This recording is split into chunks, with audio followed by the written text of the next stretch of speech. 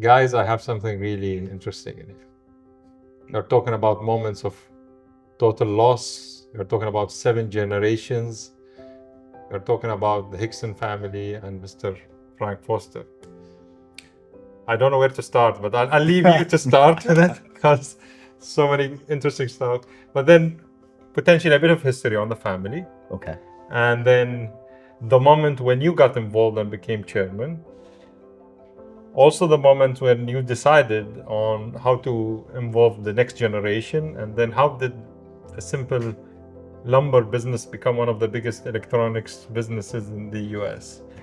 My privilege to be here, and thank you for this, and thank you for what you're doing for other families. Really appreciate it. Thanks.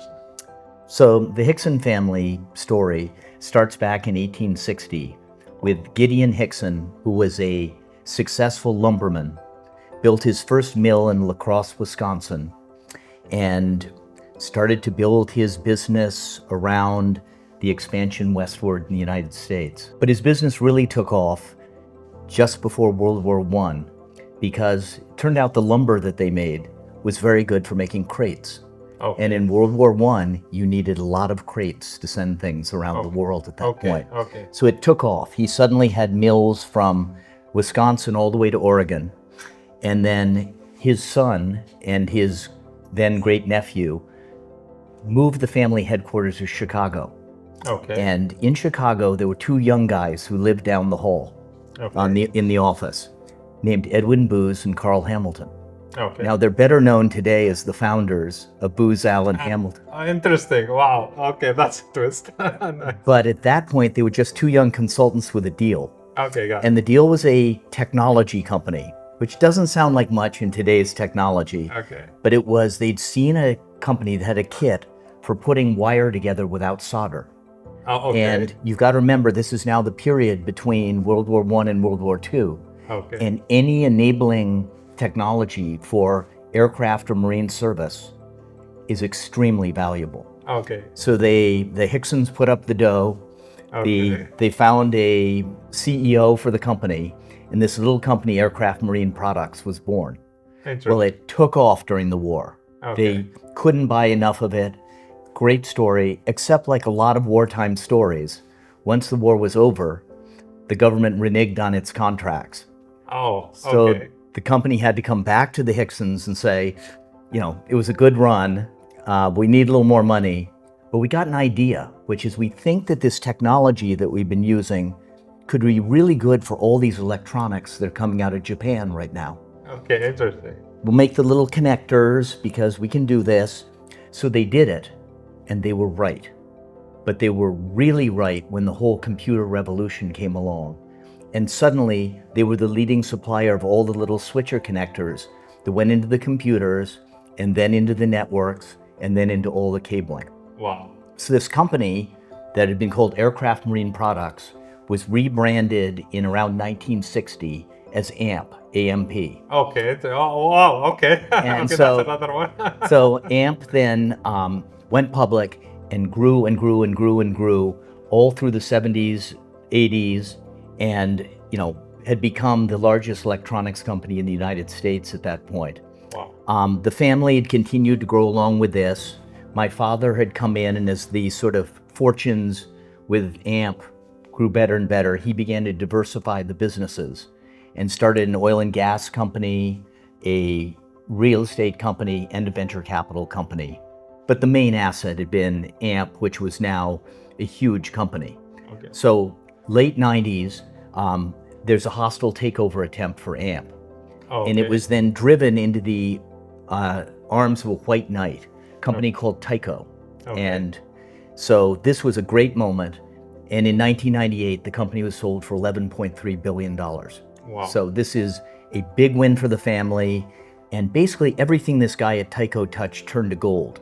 So the family took stock, kept going. We had our other family businesses that were growing, and it's all really good until the second chapter of the story, which is that the guy who was running Tyco became increasingly ostentatious about what he was doing, but then he got caught buying artwork and shipping it to New Hampshire headquarters and then trucking it in the middle of the night to avoid taxes in New York, which doesn't sound like much. Okay. But some smart short seller in Dallas said, wait a second, this guy's making $120 million a year and he needs to cheat on his art? I'll bet you that's not the only thing he's cheating on. Okay. And he was right. They dug into the company and they uncovered systemic accounting fraud. Okay. So this is right in the wake of Enron. So you can imagine how the markets reacted. Okay. The stock went from 60 to 6 in 6 weeks. Wow. And was heading under at that point. Okay. So 90% wipeout, panic within the family. And I had been working in private equity. I'd graduated from Harvard Business School and was working in international private equity. When I came back to the family, and we had a moment of real introspection. Yes. Like, against the backdrop of all of this, do we keep our family company?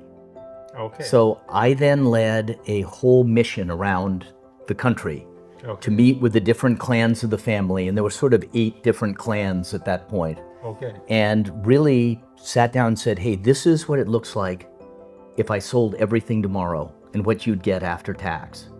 And here's our plan, particularly around our real estate company. And this is what I think we can build it into. But you got to make a decision, because the businesses we're in, real estate, venture capital, oil and gas, are long-term capital-intensive businesses. You just don't sell a piece of them. You got to decide to stay together. Yes. And we did. So the family 100% stayed So together. you glued them together. The new management that was put into Tyco did a good job, and the stock came right back up. And then my cousin and I launched a lawsuit against Tyco, and we won back all the money the family lost selling under duress. Wow. Wow. So, a scary story. Scary. It is. Has a happy Actually, a novel, ending. by the way. Okay, great. Has a happy ending. Okay. And so you were asking then, when I became chairman. Well, a few years later, I was asked to become chairman of the family companies. And I had kind of an unusual viewpoint of coming in, because I'd seen what a family looks like when it almost gets taken away. Okay. And I didn't love what I saw. I saw generation maybe 2, overly dependent on inherited wealth.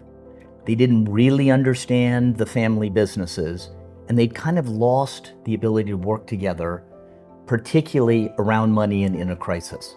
So when I became chairman, I swore that was never going to happen again. Okay. So we tripled down on the development of our next generation. Okay. I didn't think I could fix 40-year-olds, Okay. but I wasn't going to let a lot of 20-year-olds go by at this point. Okay. So we... And were those families like close to each other? Were they communicating at all to start with? Our family has always really enjoyed each other. Whether people were working the way they should have or not, my cousins are great people. Okay, got it. And, are great philanthropists, sportsmen, Yeah, okay. It's a very, very close family. Okay. And when we were just doing this like sell or keep Okay. thinking, one of the things was, this is a real gem that we have. Okay. And this is something we should protect and hopefully go on for generations and generations. All right. So we tripled down on our training. We set up everything from, educational scholarships to a program where any young family member who graduated from college could come work for a year in the venture capital division, where we'd really mentor them. Our thinking was, let's grab them right out of college. Let's give them great training. Let's marinate them a little bit in the family values and why this is such a gem. And then help them for that next step in their career. And then hopefully that leads back to the family. But I wasn't going to outsource our development of our next generation to the universe. I wanted to make sure we did part of it. Amazing. That we agree. And I think you've heard me when I said I'd rather teach them within the family and own business and as early as possible than outsource that learning, right? I totally agree on that. So the other thing we did is we realized that we always had a very formal big annual meeting. Okay. You got to remember, we've got 160 family members now, so this is starting to be a big group. Yeah. But our annual meeting was always on a Tuesday, Wednesday in May. Okay. And then I'm like, wait a second, we want all these good employed young family members. Okay. how are they going to be in a meeting on a Tuesday, Wednesday in May? Okay. So we changed it. The 40 and unders have an annual meeting on a weekend in November Okay. where they can get together as cousins starting at age 21, and they get a time working with the young non-family management. Okay. So we give the young non-family management the chance to actually practice running an annual meeting. Okay. But it also built this sort of connection between the young family members and the rising management of the company Okay. to where they've kind of grown up together. Okay. Very interesting. So it's been an interesting relationship. We did this. The results have been unbelievable. You know, we've had now out of the program, we've had 5 MBAs and 2 JDs just out of the 15 family members that have gone through this. We have 2 that have risen to the board of the real estate company. Okay. We now have 3 who now make up the board of the venture capital company. Interesting. So we've really seen this generation move forward. But what I didn't anticipate out of this was the overall effect it would have on the family community. Meaning like some of the older, grumpier family members Okay. suddenly saw their kids or grandkids really involved in working together. And it kind of brought them back in again. Okay. Interesting. And then for the really young ones, they looked at their cool older cousins. They were like, okay, there's something special here. Not sure what it is, but I want to be part of that. So I would say it's by investing into the middle, kind of, Okay. we're making the family closer than it's been before. I witnessed that. I witnessed that also with my family, and that the parents feel, and the reason why I think it gives them that feeling is that they feel that their kids' future is being taken care of, and that gives them a peace of mind and a peace of heart and open them up back again to the family, which has a very interesting psychological impact. I don't know if this is what you also have. Exactly. Okay, amazing. How is the family structured, by the way? Is it like a trust, or how does that work? So it was interesting. When we had our big windfall with the Yeah. Tyco things, my father was running things. And my Okay. father said, I don't really want to be the asset manager for the family. Okay. So he took and gave a chunk out to the family, Okay. and then he kept some in to help build the new businesses. Okay. But he said, he really wanted to be a family of business builders. Okay. Okay. So most of the families would have their own family office managing the wealth. Okay. And then we wanted the central companies to really be where we worked together and built things together Okay. rather than just managing money. Certain side of me have always believed in that approach keeps everybody not aligned, more so than interested in working together, because they don't feel the pressure of having to work together. They see the value of wanting to work together, and that brings in better results in some instances. So I genuinely believe in that approach. But you're probably the first that I encountered that actually did that, and you're telling me it works. Well, it's like some of my college papers. It's a subset of one. Okay, fantastic. And you told me about the training program that you are evolving with the university. What brought that thought to you, A? And then what is it meant to achieve? So I went through this, and I kind of got into the training business because I knew the family needed it. I'm not a professional teacher. Okay. And when you do this, you realize what you're good at and what you're not. Okay. But I really wanted to have an institutional solution for the family for the future that included our family, but was also open to other families as well. Okay. So I've been giving a lecture at Stanford for years, and the dean of the Grazia School of Business at Pepperdine University contacted me and said, we are looking at family business potentially being a core competency of the school, and could we talk to you about that? And when I talked to them about it, they were enthusiastic, but a lot of the things they wanted to do were kind of either things that are done at other places or done by advisors. Okay, so more on the academic advisors than something I said, language. Yeah. that's not, I said, what's lacking in my opinion is a place that's really dedicated to the development and training of the young people. Interesting. And that includes personal development. So a third of the program is personal development. It's professional development and it's experiential development. So that's how we've sort of approached this. And I've worked with just this amazing professor there, Darren Good, for the past 6 years, to design a specific program that was a year-long transformational program for the training and development of next-gen members of family enterprises. You know, I believe this region needs that desperately. Well, it's, we need it in the United States. And so we have gone. Is it up and running already? No, not yet. We just got through accreditation. Okay. So one of the things we believed is. Qualify as a diploma or a master's? It will. It'll be a master. It's the first Masters of Science in Family Enterprise that's ever been accredited. Very excited. Pepperdine just offered us an amazing facility. Okay. So we have, right in the middle of Malibu, an 8,000 square foot facility that we're now getting to design as a state-of-the-art learning center that'll be used for the program. So hopefully first class in 2026, assuming I can get through all the Malibu building codes. Okay, amazing. And is this your new passion? Is this? It's a part of it. Okay. The second thing I've been working on is a concept I call futurizing. Okay. And this is. Can I use that terminology? Absolutely. Okay, fantastic. So it's the aligning of your family's innovation strategy with the development and training of your next generation. Okay. Sort of simply put, you want your talent of the future developing and learning on the businesses of the future where they're going to be the future leaders. Okay. So to do this, we've always used our venture capital division as also the R&D division of the real estate company. Okay. But in this case, I wanted to take it to another level. So I've partnered with a group called Touchdown Ventures, which is the largest manager of custom VC for corporates in the world. They run the VC programs for 28 major corporations. Amazing. And I said, why couldn't you do this for families? So we've started experimenting on this, where I have a Touchdown team that not only helps us manage our venture capital, but also trains our next generation side by side with the professionals within their organization. Because Touchdown runs so many funds, they're constantly training new analysts and associates. Yes. I was like, what an opportunity for our young family members. So we just went through the first one of those. Okay.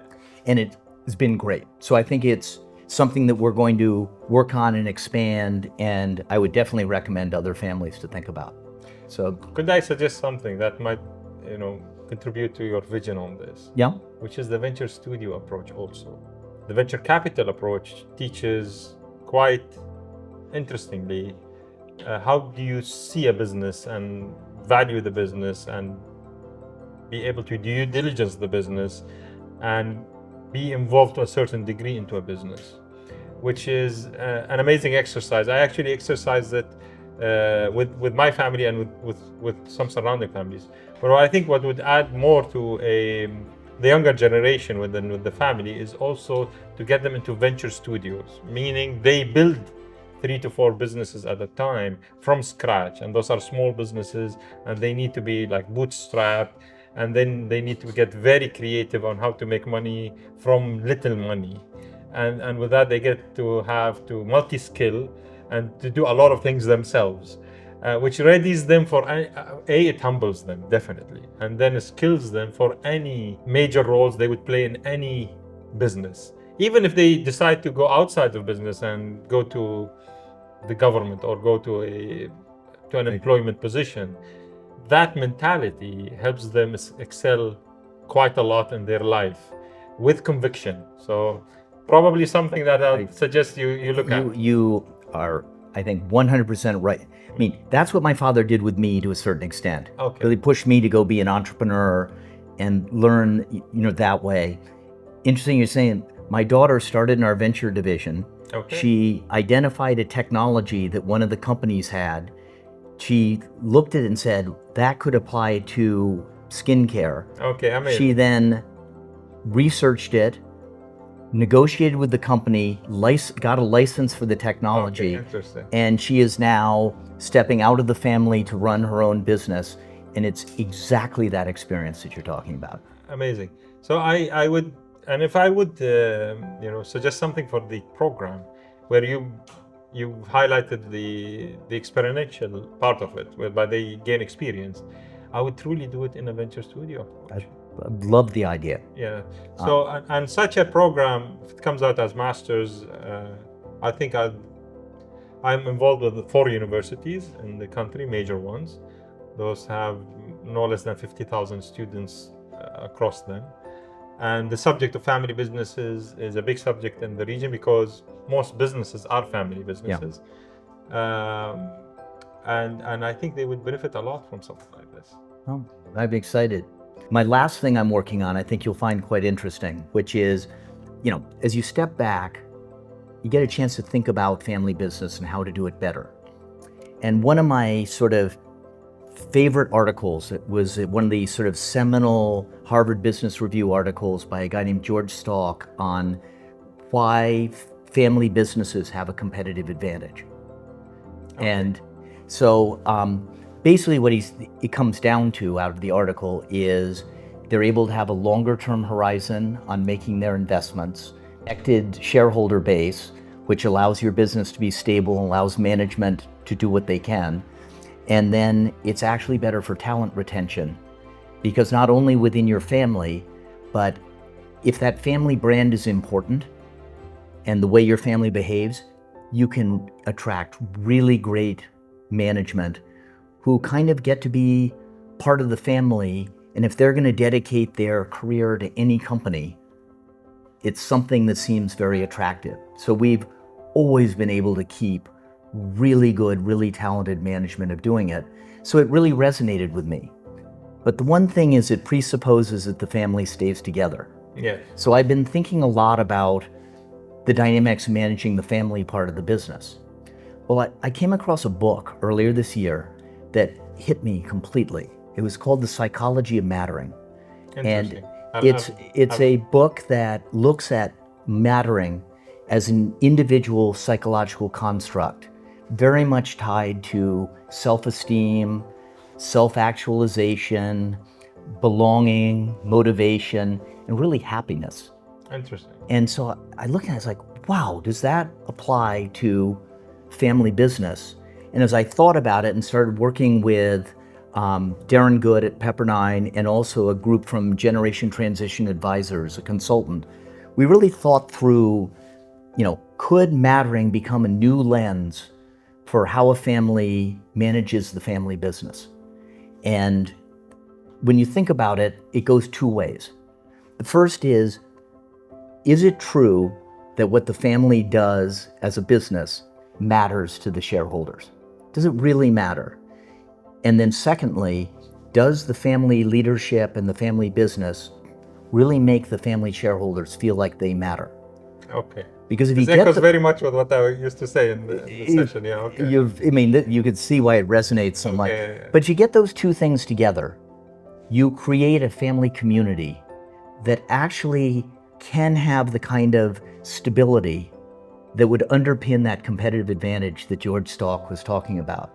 So I just wrote a thought piece, which came out actually today. Interesting. On this. You can find it at CampdenFB. Okay. But on this whole idea of mattering as an important part of how to manage the family part of the family business.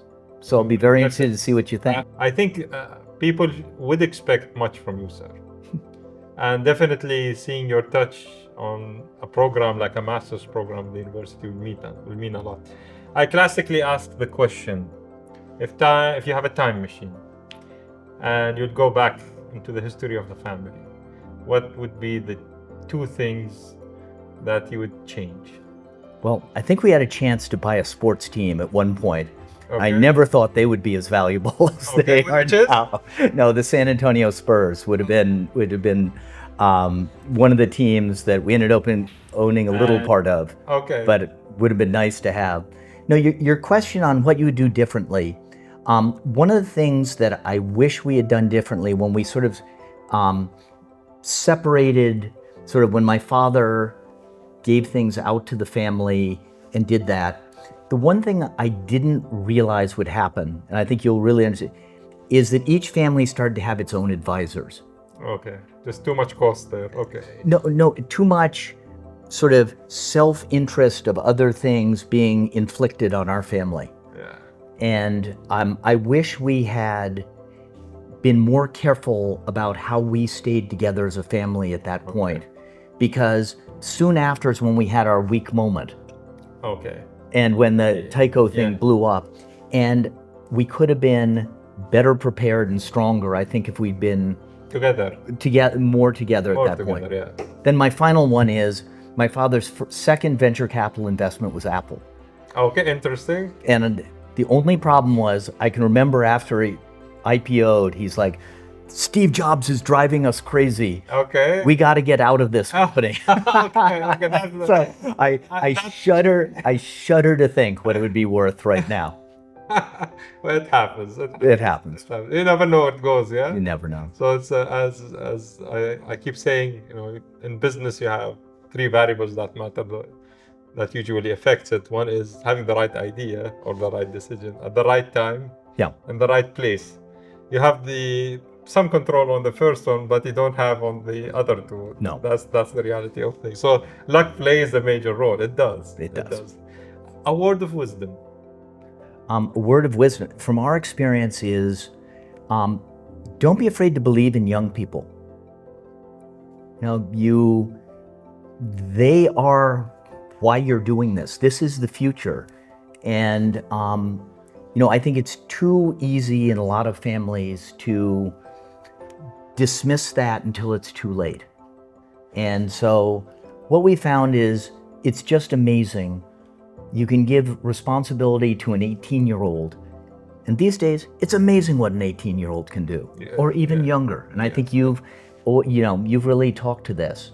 And so my thing is, trust your young family members, believe in them, don't judge them. Like, not at the beginning. This generation is judged so often. Yes. Like, it's a life that you and I may not understand. Yes.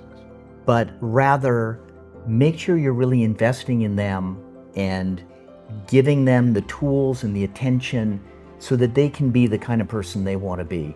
And so, a lot of families, I think, don't really appreciate that till it's often too late.